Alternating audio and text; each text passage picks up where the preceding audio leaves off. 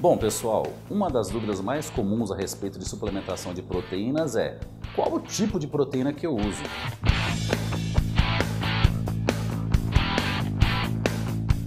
Eu lembro quando eu era garoto, basicamente nós tínhamos no mercado a albumina como fonte de suplementação proteica, então não tinha como errar. A gente ia lá e comprava a albumina, que na época o sabor era quase que intragável, não diluía em nada, aquilo era aquele sacrifício ali para conseguir tomar o suplemento.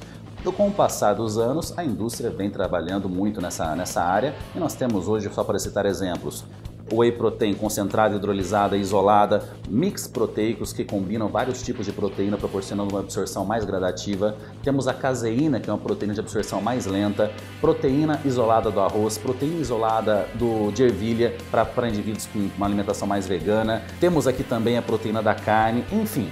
O consumidor fica super confuso, ele entra na loja de suplementos, ele é ali bombardeado com várias fontes proteicas e muitas vezes ele não sabe qual que ele acabaria utilizando. Bom, pessoal, vamos pensar primeiro aqui em velocidade de absorção. Proteínas com rápida velocidade de absorção, nós podemos destacar a whey protein e a proteína isolada da carne. Essas duas fontes proteicas poderiam ser muito bem utilizadas antes ou depois do treinamento, de acordo com a logística de cada indivíduo, no sentido até de momento da sua alimentação. E as outras fontes com absorção mais lenta poderiam ser utilizadas em algum horário do dia no qual você não está conseguindo ingerir proteínas. Até complementando essa informação, é importante que o indivíduo fracione a ingestão de proteínas entre 4 e 6 refeições do dia.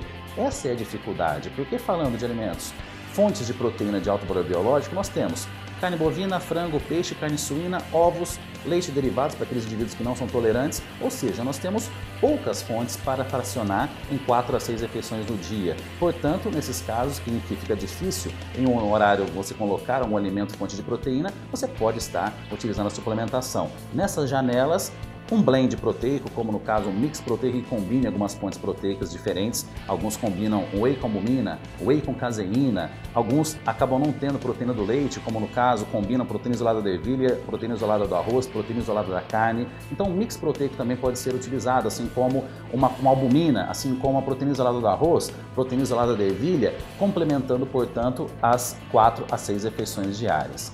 Portanto, pessoal, todas essas fontes proteicas que eu comentei com vocês apresentam bons níveis de leucina, sem dúvida. A whey protein é a que tem os níveis mais altos, mas as outras também contêm níveis adequados desse aminoácido tão importante, que é o principal aminoácido quando o objetivo é o estímulo da síntese proteica. Então, é muito mais o sentido de observar o momento do uso para escolher a sua fonte e também outro dado que nós não podemos esquecer, que é a condição financeira.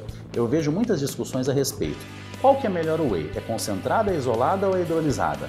Pessoal, sendo bem sincero com vocês, se eu fosse avaliar qual seria a melhor no sentido de digestibilidade, no sentido até de bem-estar após o seu consumo, sem dúvida alguma, a whey parcialmente hidrolisada acaba sendo a melhor opção. Mas nós estamos num país em que a suplementação alimentar não é nada barata. Então, muitas vezes, a whey protein concentrada acaba encaixando muito melhor no custo ali da suplementação de algum indivíduo que não tem condições para utilizar a whey hidrolisada. Eu acho que até pelo contrário, está difícil encontrar hoje quem está podendo tomar uma whey tão cara assim, porque realmente o custo da suplementação no Brasil acaba sendo elevado, principalmente quando nós falamos aqui de suplementação de qualidade. Portanto, pessoal, primeiro ponto, velocidade de absorção.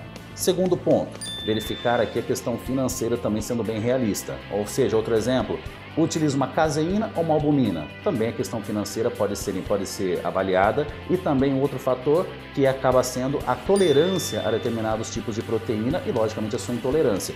Existem pessoas que são intolerantes à caseína, à proteína do leite, à proteína do ovo. Eu tenho um paciente, inclusive, que é impressionante. Ele coloca a proteína do ovo na sua dieta, começa a comer ali claras de ovos, ele apresenta um efeito inflamatório incrível. Ele perde completamente a sua definição, um atleta de competição de fisiculturismo, e nós não podemos utilizar a proteína do ovo com ele. Então, só para vocês terem uma ideia, que não é simplesmente a caseína que tem uma ação inflamatória, ou não é simplesmente a whey ou a proteína do ovo. Cada pessoa pode apresentar a sua intolerância para algum tipo de proteína e, lógico, você deve escolher o melhor tipo de proteína para essa pessoa. Portanto, pessoal, é um assunto até complexo, né? Mas espero ter aqui sintetizado bem esse vídeo para vocês. Fiquem atentos sempre aqui ao nosso canal.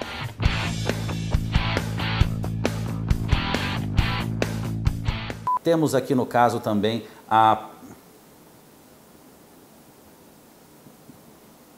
Tá faltando uma. Albumina já foi. Albumina, proteína da carne. Proteína da carne.